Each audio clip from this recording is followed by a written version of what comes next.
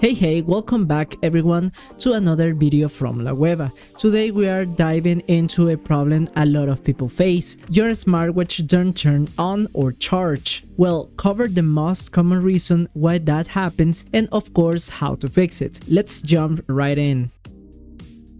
Why won't my smartwatch turn on or charge? There could be many different causes. Let's break them down one by one. 1. Internal damage or wear and tear. Over time, smartwatches can get damaged. Maybe you've dropped it a few times. Maybe it's been exposed to water. Or maybe it's just a regular wear and tear. Moisture can sneak inside, causing corruption that slowly destroy the internal parts. 2. It might be the charger. Sometimes it's not the watch, it's the charger. By using the original charger first, if that doesn't work, test with another one. And don't forget to check the adapter. Sometimes the power brick is the problem. 3. Loose internal connections. If the watch took a hit or just got old, some internal components might be loose. Let's talk about water. Even watches rated IP68 or IP69 aren't always safe underwater. Never submerge them, please. No matter what the box says. Big brands like Apple won't cover water damage. They even use tiny sensors that change color when water gets inside of the watch. So if your watch got wet, that might be it. 5. Impact damage. A hard drop can mess up internal components, so always try to protect your watch, especially the screen and edge. 6. Dirty charging pins. If your watch uses pin to charge, they might be dirty. Here's what you can do. Use isopropylic alcohol and cotton swab to clean the pins. If it charges wisely, just wipe them back gently.